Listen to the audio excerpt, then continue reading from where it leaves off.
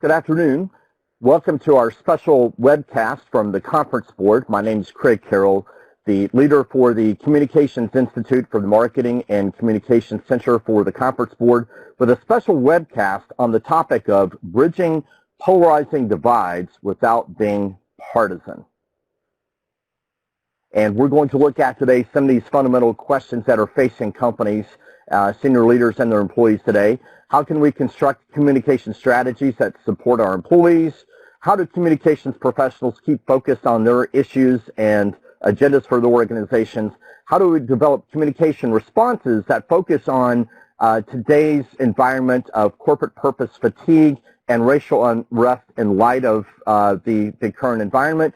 And what can companies do to express empathy for employees whose candidates may have lost or may lose and may not alienate employees whose political party does not win?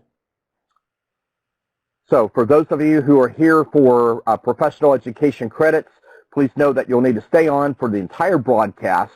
The CEO request pod will be in the bottom right-hand corner of the screen. You'll need to stay on the entire time. You're going to have 3 pop-ups over the course of our time together, and it's only available for the live participants only. So moving on to introduce our guests.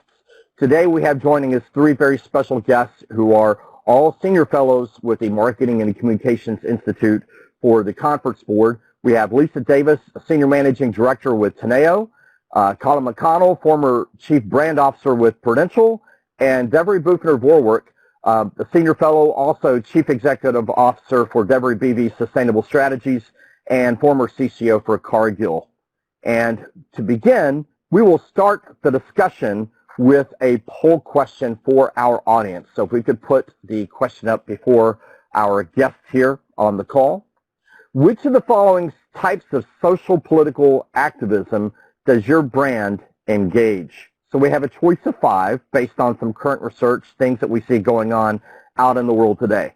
Does your company allow employees to speak out on political issues? Does your company make changes to products and services in response to political issues? Do executives speak out on political issues? Does your firm's marketing and communication speak out on political issues? And does your firm select partners on the basis of political stance? So we'll open this up for a couple of minutes here just to give a quick look at this question. So some of these questions came from a recent article published in the Journal of Marketing and Public Policy with a study from the Chief Marketing Officers, and now this is a great chance to extend it. Okay. And if the choice is none of these, then you just, I guess the answer would be no, that we're just going to look at, it's either a yes or a no. So if you don't answer, then it's a no. Okay, we'll hold it open for a couple more seconds here. That should be enough time for us to get going, okay? So if we could take these, and now we have closed the poll for results, but we'll give you a quick chance to look at the results and see what we have. So 39% of those who are reporting on the call today say that their companies allow their employees to speak out on political issues. The top one is that their executives speak out on political issues, with 65%. Okay. Second choice, employees speak out or allowed to speak out at 39%. The third is that marketing and communication speak out on political issues at 30%, and that 1/4 of those who are reporting say that their companies may make changes to products and services in response to political issues. So thanks for participating. That helps us to set the discussion for our discussion with our guests here today. Okay. So again, some of the issues that we're going to look at, we're going to start off with this first question. Now we can open it up to our guests. We'll start off with the first question. How can we construct a communication strategy that supports all employees in light of the current environment where we're trying to express empathy for one side, for half the country, without alienating the other side? And Lisa, I'm going to start with you on this question. So first of all, I want to say thank you, Craig. I'm really proud to have the opportunity to be with Devery and Colin and to be a part of this call, this webcast. I'm looking forward to what I can hear from my colleagues that will educate myself as well. The first thing that I guess we want to talk about with constructing a communication strategy that supports all employees is to ensure that first and foremost it's focused on the business. And that should already be in place. You know, at times like this, tenor and tone of messages is important, but remember that there is no wonder words out there that are going to take away the emotion that people are feeling that potentially have nothing to do with the workplace. Right. When they come to the workplace, first and foremost, we understand where the employees as a stakeholder group are, and I think that's a key role for communicators, right, being able to bring that in to leadership conversations and what they should do. But focusing on the business, where there are times that you have to address an issue that's political, make sure that it hews to the values of the organization and doesn't get into, the negatively politics on either side. Take it right. Great. And stick to business. Okay, Deborah, what are your thoughts? What would you add to this question? So, right. Wholeheartedly agree with Lisa's comments, and what I would add is that first of all, businesses have been at this for a while now. Second of all, 2020 has been a year where every business has had to scale up as it relates to how they create a communication strategy that is inclusive for all employees. What's really important, especially in this moment, is for companies to acknowledge that they have a robust policy strategy, what we call it WBV policy integrity, so that if they have done the hard work to understand what are all the policy issues, and when I say policy, policy dances into politics, so as long as companies can look at it through the lens of their business strategy and say these are all the policy issues that have underlying social consequences, economic consequences, environmental consequences that impact our business, and this is our view on those issues, that's going to allow the company to have conversations around politics, but what I mean is good policy that transcends political elections, political candidates, and moments in time that are politically charged. In my experience, the challenge that I had leading a global communications team was that I not only had communications folks, I had my policy team. And what I shared with them is that we're all communicators, and that the policy teams and the comms teams have to speak together and speak one language on behalf of the company. Right. Okay, great. Colin, your thoughts here. Like the others, thank you for inviting me to be here. It's good to be in this conversation. I'm looking forward to learning as well. And I would agree with those, and I would throw on a bit of let's not be afraid to be normal in our communication strategy. I think that there's a national anxiety attack going on. The level of anxiety, it's certainly in my lifetime, about 50 years old, this is like 9/11 or worse, and I think there's a tendency for people to sort of get into a fight or flight mode, and particularly in this crisis where people are Zooming and corporate culture is eroding to some degree, finding shared purpose around the business strategy, around business wins, around real living stories of resilience instead of talking about how resilient you are, avoiding empty rhetoric communications that are just, they feel like they came out of the empathy machine, Really, really get granular, really get specific about what's going on, celebrate the wins.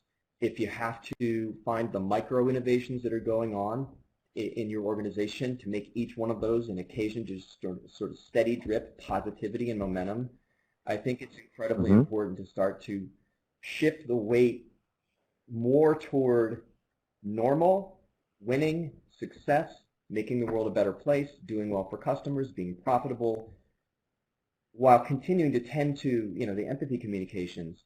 But I think nothing heals like winning, and I think people want to win again. Okay. So, but how do we pull employees in here? I mean, all three of you mentioned focusing on the business, focusing on the policy. What about any sense of the employee? Colin, you hit on a little bit, right, in terms of the anxiety level. But how do we address this moment, right, in light of companies speaking out on social political issues the past few years? Is this a moment where a company should be responding to the election at all, one way or the other, or is it just purely, let's get back to business? And I'm going to open that up for Lisa. We'll start with you on that one. Yeah, there's definitely an opportunity for the company. They should, because whatever happens, it's going to have some impact on the business and operations and so on and so forth. And making those communications in that frame, I think most of us probably know that somewhere sitting in the CEO's office is a letter that says, "Congratulations, President Trump," and another one that says, "Congratulations, President Biden." And depending on the outcome, that's the one that's going to come out. But the issues that have been consistent with the business and the issues of whether it's employee, they remain the same. Now, they'll have to be addressed differently. But they need to, first and foremost, acknowledge and make sure that those communications, those that are going in general, are shared with their employees, because employees do want to know where the company's going to be. So to Colin's point, it's all about these companies should have been doing these things before. Right. This part isn't really new. Right. What's new is maybe some of the emotion around it, but okay. That is not, necessarily the organization's place to try to make, all wounds heal and be better. There has to be, moderation and tone and really clear direction about where, as a company or organization, mm-hmm. The company stands on this, and then move from there. Okay, Deborah, your thoughts here. It's interesting because I'm reflecting on having been in this situation in 2016 in my role as a Chief Communications Officer, and the discussion around should we put a communication out to our employees, and where we landed is, and it's a good reminder, we actually had global employees asking what this meant for them, being working for an American company, and so we had to broaden our base of thinking here to say, how do we continue to reinforce the values of the company and really align around purpose so that we can de-escalate some of the anxiety that our employees may have, because there was a lot of discussion in 2016 around closing of trade routes, stepping out of some significant trade agreements like the Trans-Pacific Partnership, and we had employees that had questions.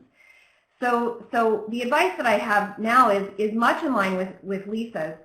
Take a step back and think about how what your employees need to hear. In this moment, what they're hearing, if they're here in the United States, is that we are divided. And actually, this is a moment for business to step in and come together within the company context, but also across the business community, to talk about what are those things that unite us in our company and in our employee base. It's not a message necessarily that everyone wants to hear, but at the end of the day, to carry out the business strategy, to carry out the business purpose, and to ensure that your employees are still engaged, what they really need to hear is a message of confidence and a message of positivity that the company will be able to weather this and stay aligned as it relates to their business strategy, and that politics, while businesses have to engage governments worldwide, politics is not going to dictate whether or not they have a North Star as it relates to their business approach. Right. Colin, your thoughts? Yeah, I agree with all that. Let me put on my marketing hat for a minute. Yes. Sort of predictably, when COVID hit and everybody was, canceling all their media buys, suddenly there's sort of fire sale opportunity, and predictably the void was filled with the same ad 100 times from 100 different brands, and it became funny very quickly, and not in a good way. So I would say that part of the communications, back to I think it was Lisa was talking about the common course and integration and consistency. The marketing side and the communication side have to be hand in hand on this.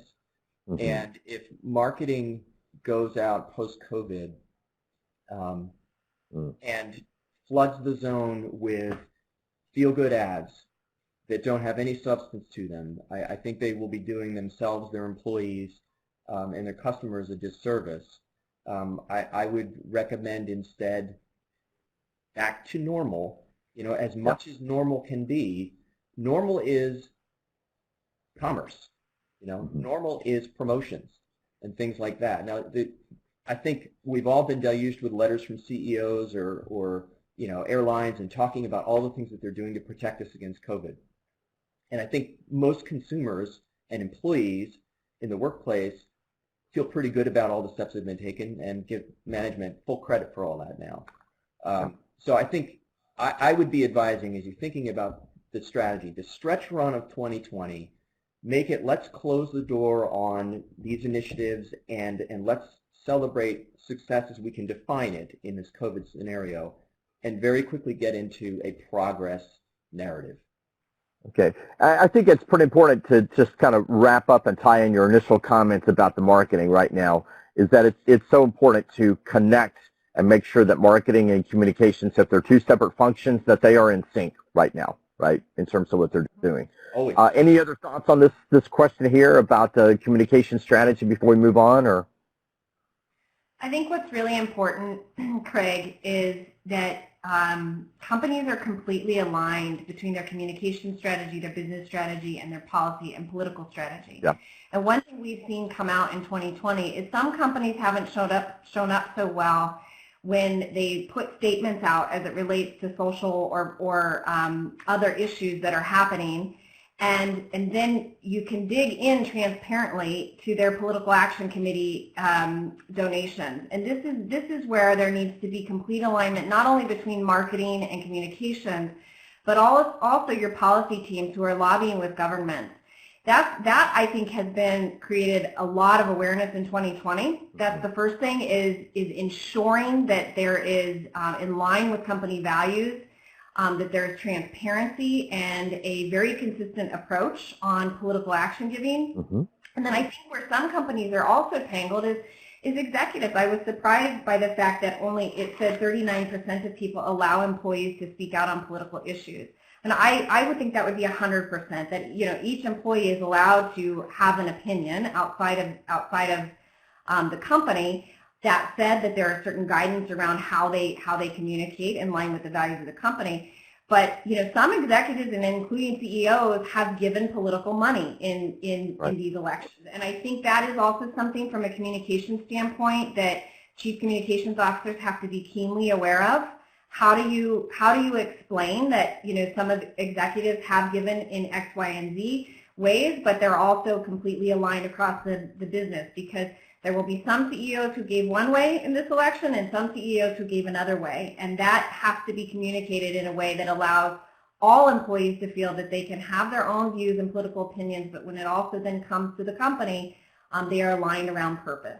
Oh, that's great. Lisa, do you have some thoughts here? I think that Deborah said really incredible things there about the alignment between strategy, messaging, and action. Mm-hmm. And that's always something that should be a straight line when you look at a corporation. Mm-hmm. For those who are interested in politics, and I have to give credit to my colleague Orson Porter at Tenea, who runs our Washington office, and we had a conversation and we're talking about, there are people who want to engage and find out what some of this stuff means, but just as though there's a 100-day plan for whomever the president is, companies are looking at what their 100-day plan ought to be in terms of how they're going to, engage, react, what policies are going to be on the table, how can they engage. And you've got employees who are very interested in that. That's the transparency and being able to share and show, and not from a defensive place, not from a, paternalistic or maternalistic place, but from a, here's how we're moving forward. Okay. And then continuing that engagement through vehicles that I suspect they have already. Okay. So here's one question that's just come through the discussion window from Angela Cooper. She's asking, how do you build messaging that DEI is not a political issue, that supports the support of DEI is not excluding a certain conservative base, and how do you ensure all perspectives are welcome and heard when some perspectives are denying that structural racism exists? Deborah, do you want to start with that one? I mean, it's a great question, and it gets to, again, I mean, putting this in the context of what they are trying to achieve as a business. Businesses are under immense pressure to address inequality, to address systemic racism, you know, to be parts of the solution on climate change, and et cetera. And so to the extent that the company can have very clear stated policies on what it means to the business. And in the case of diversity, inclusion, belonging, businesses no longer have to make the business case that having diverse leadership teams means that it's going to enhance their revenue. They just have to stay completely transparent around the underlying fundamental values of how employees treat each other and what it means in terms of the progression path for the business. And so this is going to be this question is a good question, because you do have even, there's going to be, depending on which administration comes in, there are going to be two very different views on how companies advance this path. But companies will not be able to back away from what they know is not only the right thing to do, but it's good business. The more diverse the leadership is, the more the businesses can have a possibility mindset of the different types of revenue streams that can be created because they have diverse leadership at the top. Okay, Lisa, and then Colin on the chat window discussion. Oh yeah, sure. This is an ongoing discussion. Yeah. And I do agree that, companies, a lot of them have stepped forward and said, here's what we're going to do, and they've gotten kudos for it. But sometimes it does feed some underlying resentment within companies of people who feel differently. Yeah. And that's understandable too. People are going to feel the way they feel. But one of the key things that's going to be so important is that when there are communications, there's communications that really talk about all the things that we're doing, and we're adding this, so that it's not we're doing this at the sacrifice of. Yeah. We're doing this because this is something additional that we need to do that's going to put us in line with what we ought to be doing for our customers, our employee base, our communities, society, and where that responsibility rests. But just giving people one part of the elephant doesn't help everyone understand that there's an entire elephant in the room and not just the trunk or the tail. Got it. Colin, do you have any thoughts here on this question? I would just add in, it's an interesting question. Obviously, this is an extremely difficult messaging challenge. I would say what we haven't talked about yet is the messenger. So just adding that to what Deborah and Lisa just said, that diversifying the messengers on this subject, I think, could be an interesting and helpful strategy, so that finding the culture carriers that exist in different parts of the organization, so that this message is embraced broadly, delivered broadly, by not necessarily the usual faces. I think could have a way of sort of de-escalating the partisanship that tends to come with the topic. Okay. So moving on to our next question here, which is looking at how communication professionals and executives can deal with this themselves, right? They're stepping into the role, they're helping to shape their strategy. How can they stay focused on the issues and agendas themselves? Okay. What are any strategies or tactics that you can recommend for the executive dealing with this moment? Deborah, we'll start with you, and then Colin, and then to Lisa. Do you mean how do executives keep the key policy or political issues at top of mind, or? How do they approach it? I'm just thinking mindset, awareness. How are they personally stepping into this role and assessing how they're looking at the landscape, how they're looking at what decisions they need to make first and what their priorities should be? Again, I go back to this notion that the policy integrity of a company is absolutely critical. And if companies don't have a way to keep what I call kind of the policy playbook fresh and front and center, this kind of comes out of my time in the government, right? We would have what are all of those issues that we need to have an opinion on or that we want to have an opinion on. Right. And so for, what often happens in companies is that gets kind of set off to the side or relegated to their team in Washington or Beijing or wherever. And really the leadership of today, the executives today don't have an excuse for being removed from what their company collectively believes on all of these issues. They can get to be quite complex because policy and politics is technical. But at a high level, the policy and communications teams within companies have an opportunity to, on a regular basis, be briefing executives on all of the issues. And this gets to how do you collectively understand the issue set, the stakeholder set. Well, that's the role of corporate affairs and communications and policy folks within the company. It's a critical business role. Right. And those CEOs and the C-suite that keep policy front and center will become more and more comfortable over time in exercising that muscle. They don't feel like they're going to step into a political landmine because they know what the company believes and what it stands for. Mm-hmm. So it does take time because I've seen many executives are worried, well, what can I say, what can't I say? Mm-hmm. So it needs to be that the executives have a regular dialogue and they prioritize this in the C-suite. Okay, great. Lisa, then Colin.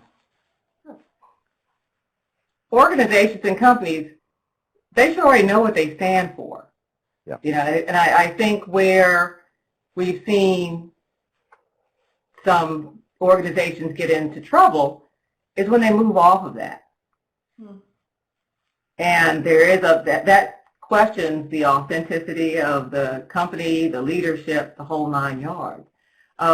And the reason why this is an inflection point is because what has been found out there is a need to keep some stakeholders' feet to the fire about what it means to be a good corporate citizen.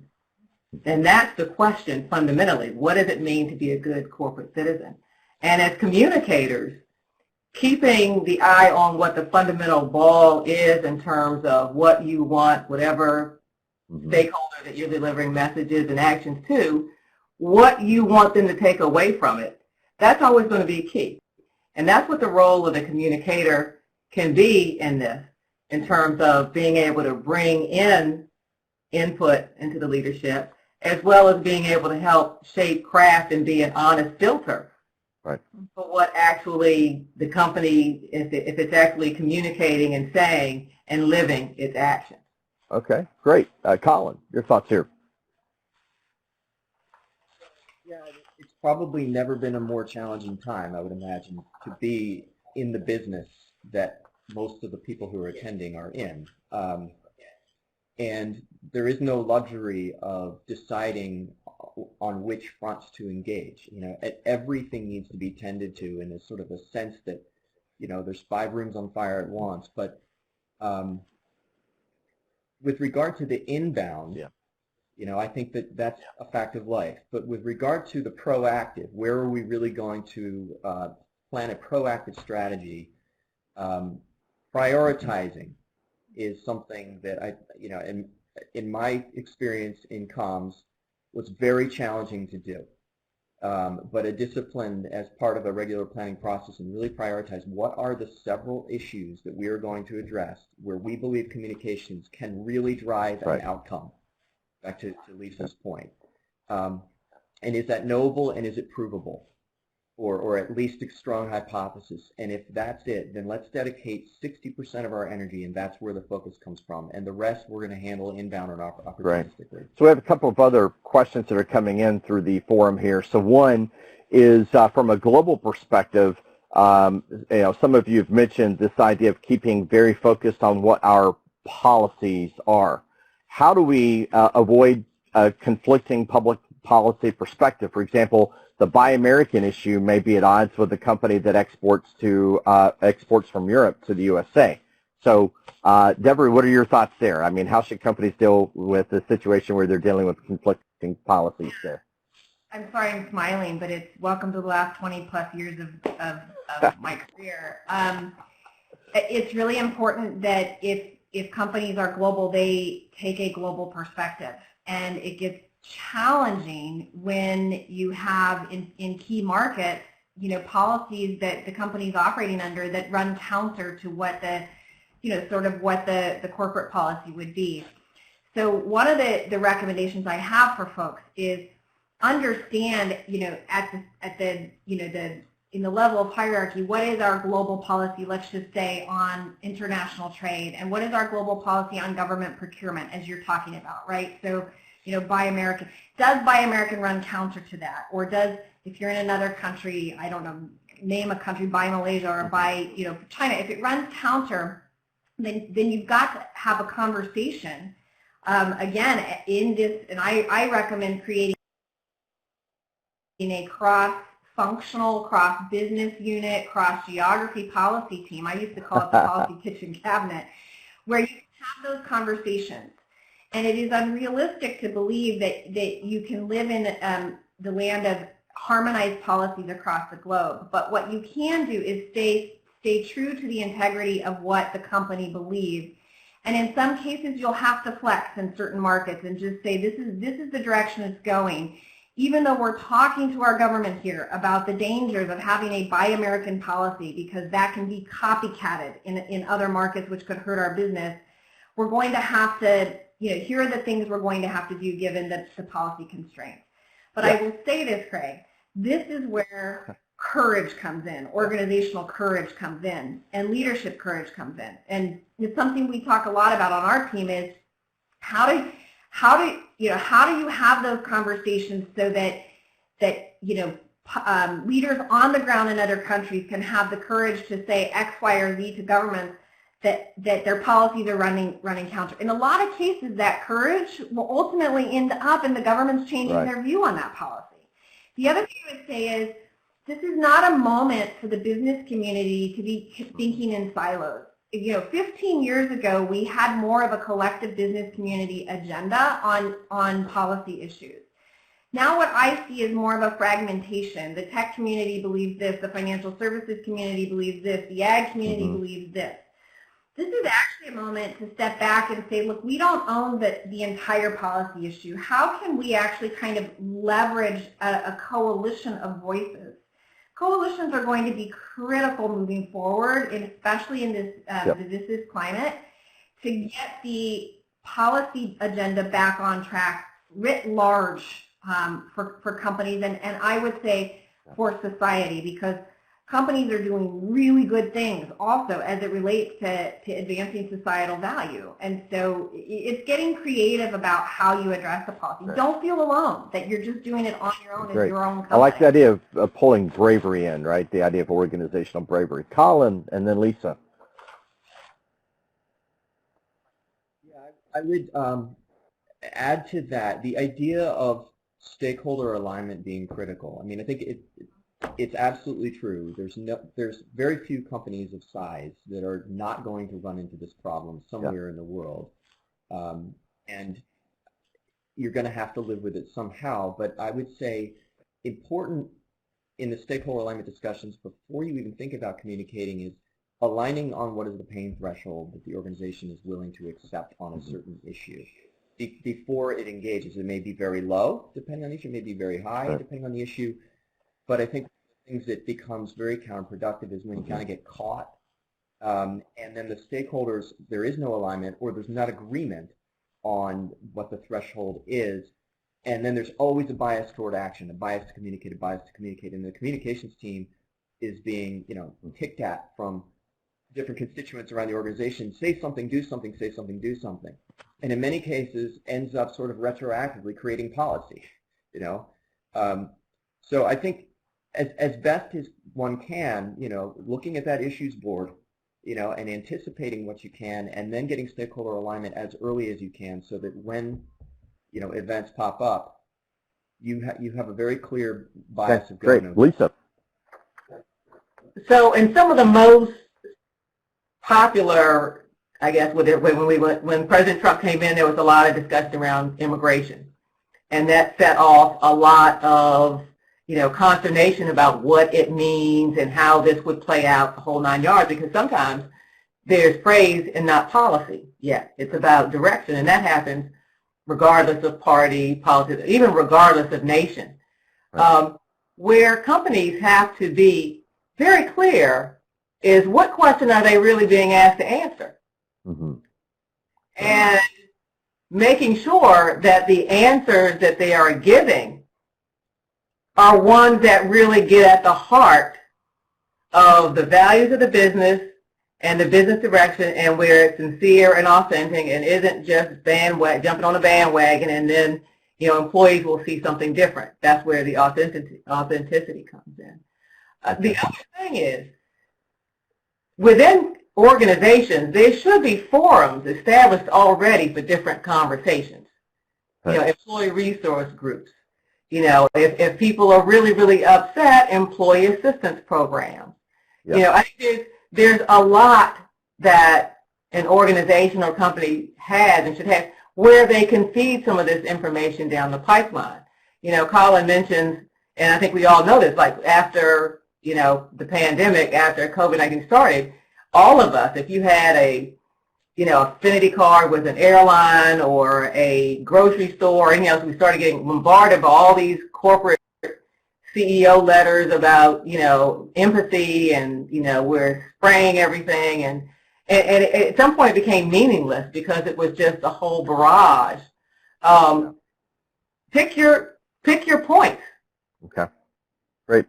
So there's a couple of ideas that came through the chat window I just want to raise here. One was asking whether we needed to have any type of multi-generational strategy here, right? If we know that there's going to be differences across generations. Do any of you three have thoughts or responses in terms of how we can, A, think about a multi-generational strategy if that's relevant here, or two, communicating across blue states and red states when you have employees that are distributed across the country in those two facets there. We'll start off with a multi-generational strategy first. Colin, do you want to take that one?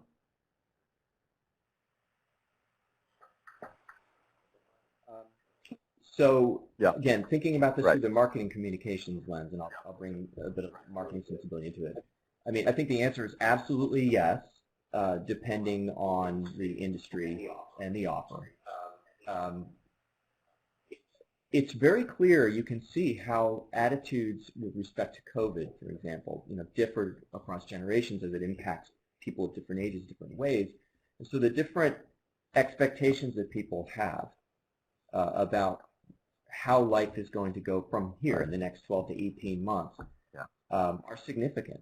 And I think not being in tune with that and having some sort of intelligent behavioral and psychographic segmentation around your target audiences would be a failure in most cases. Deborah? What I'm hearing is not just multi-generational, but how do companies address sort of what are known as kind of these micro trends, either micro trends externally in who they have to communicate with as it relates to customers, consumers, governments, et cetera, or even internally.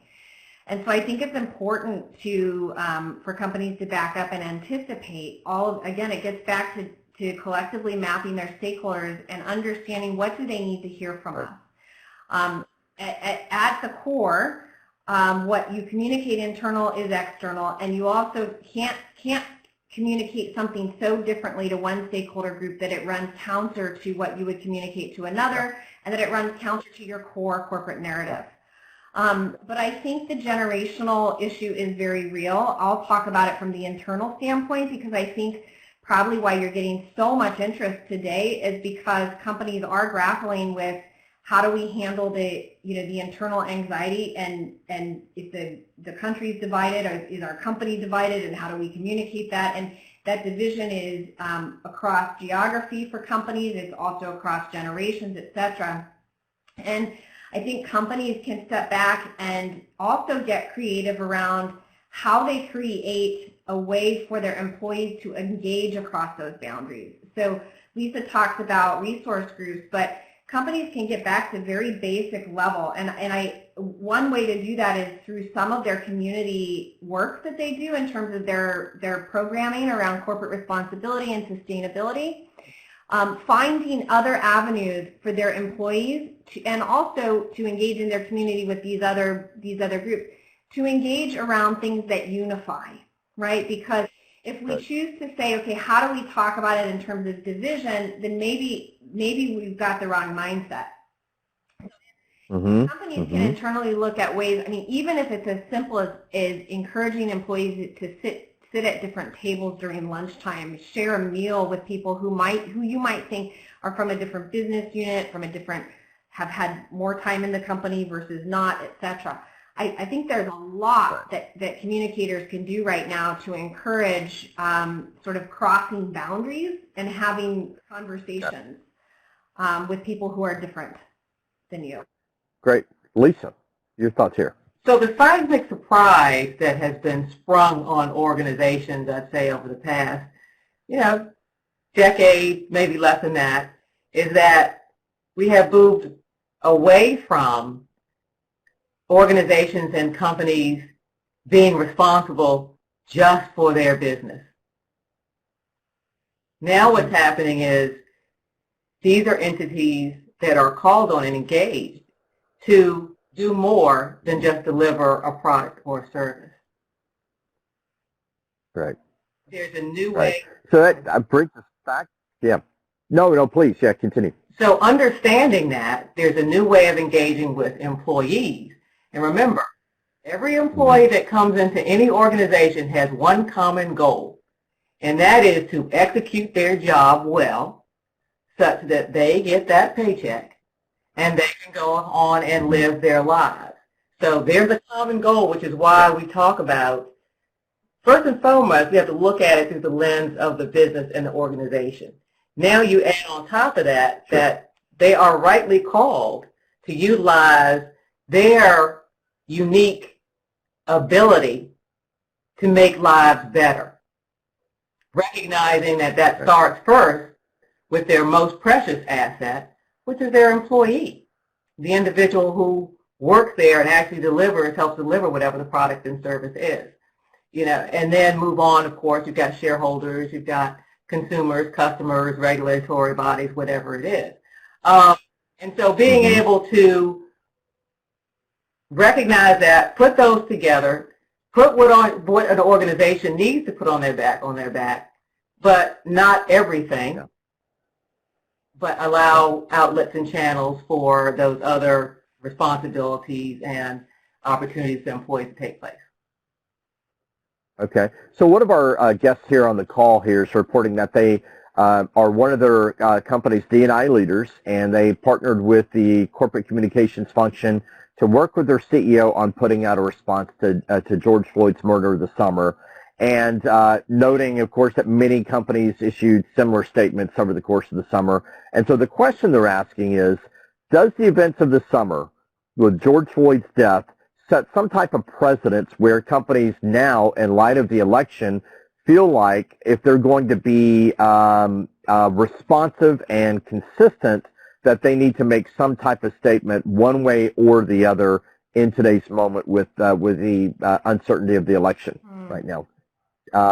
Deborah, we'll start with you on that question there. I'm trying to extrapolate what's behind the question, depending on who wins and who doesn't win.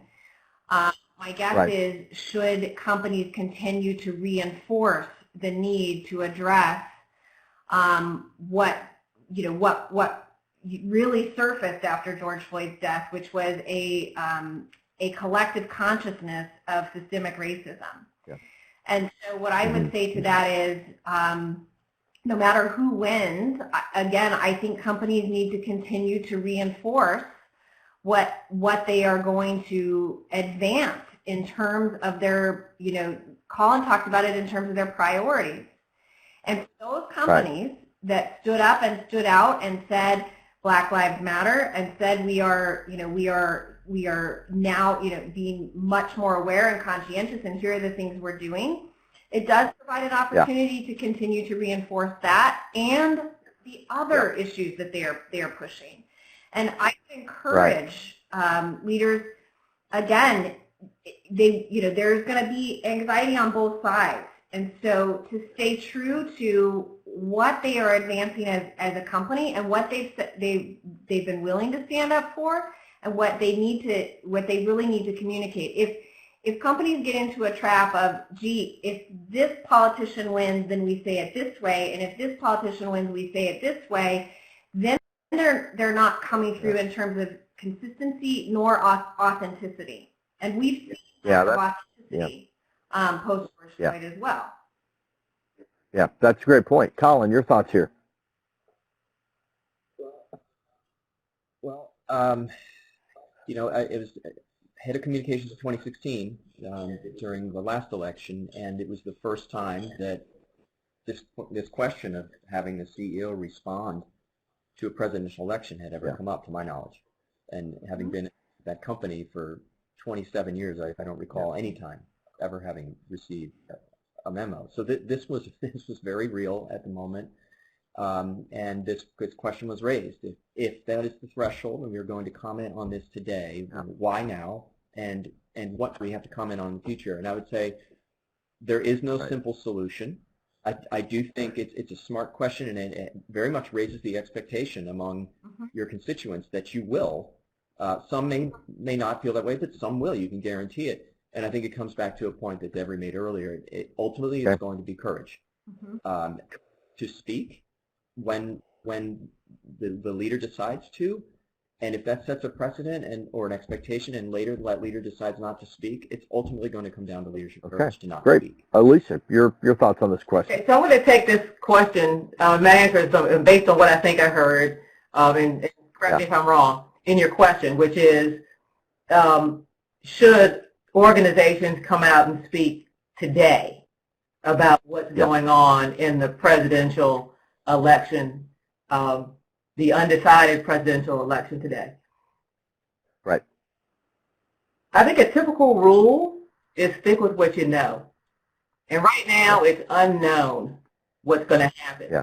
So even if President Trump is reelected, or former Vice President Biden is reelected, you don't know what they're going to do or what you're going to have to respond to as a company.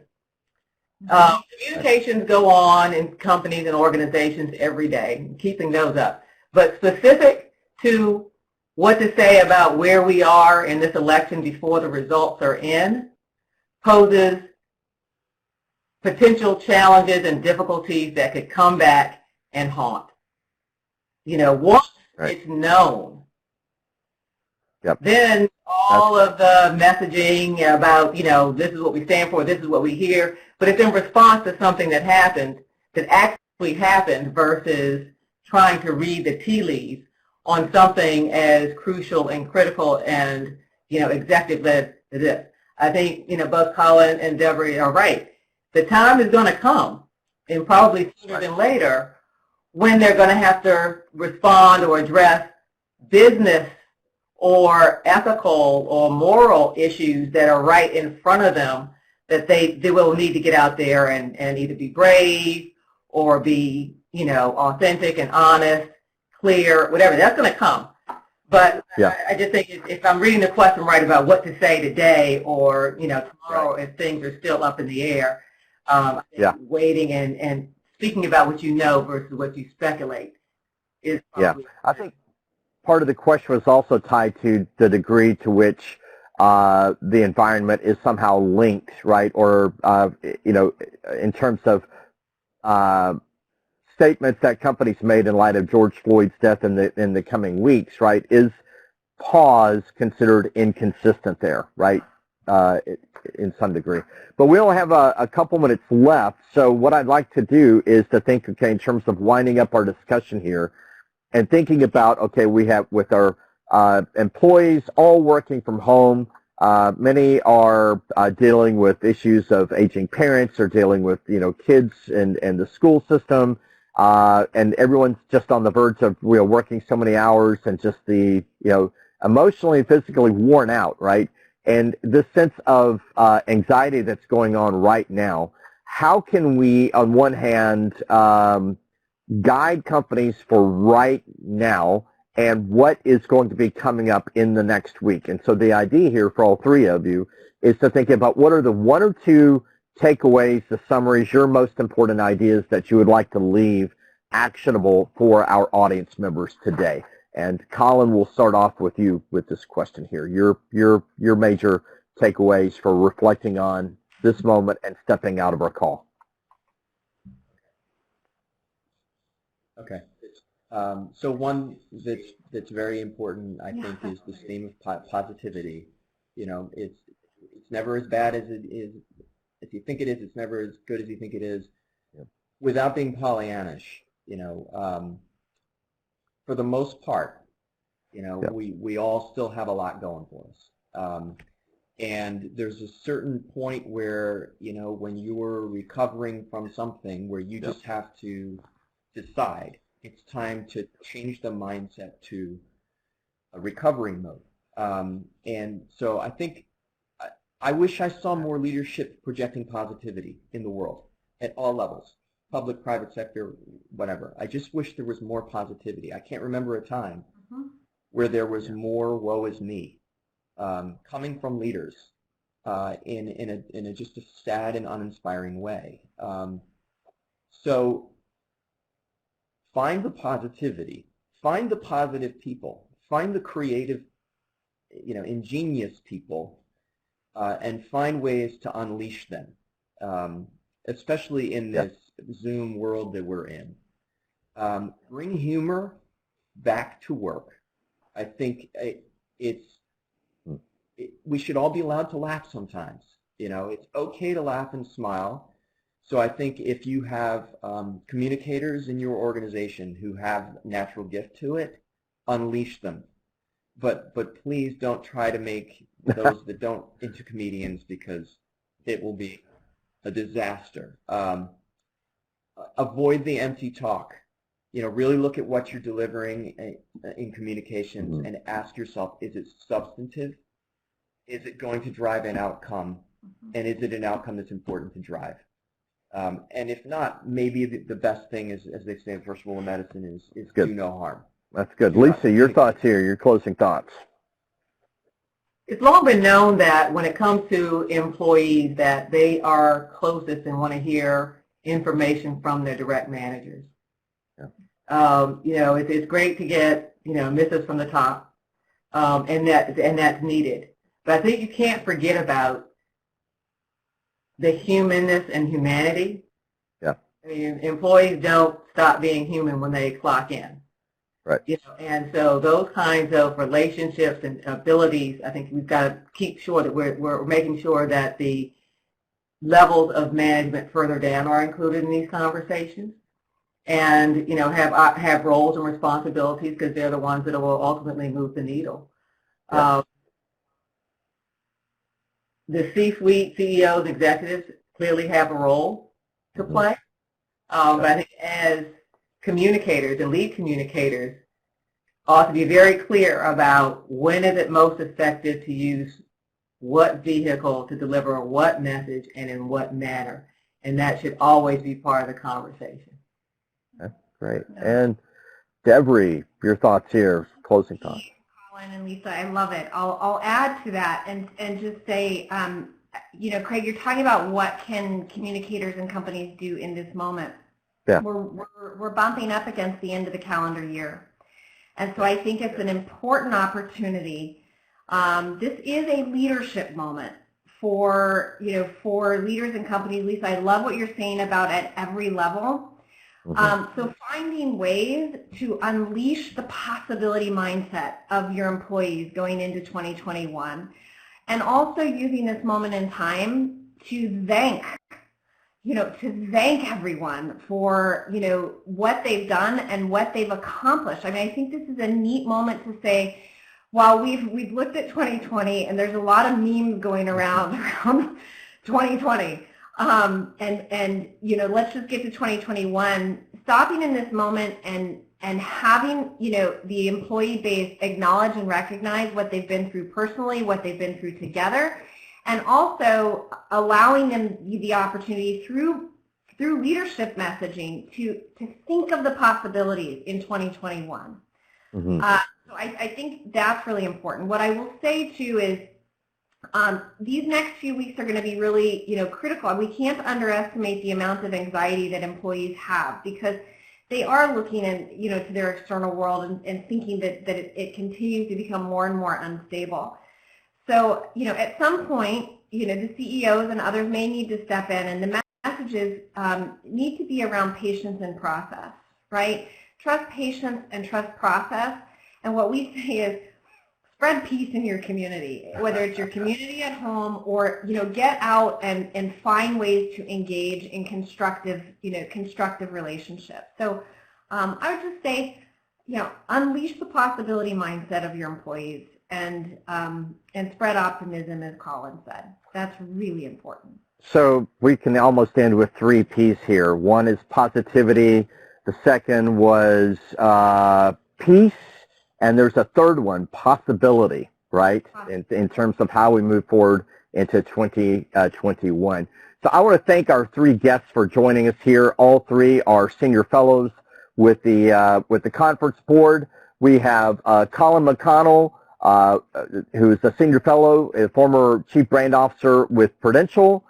We have Lisa Davis, who's a senior managing partner with Teneo, and Devery Buchner-Vorwerk, who is the CCO of Devery BV,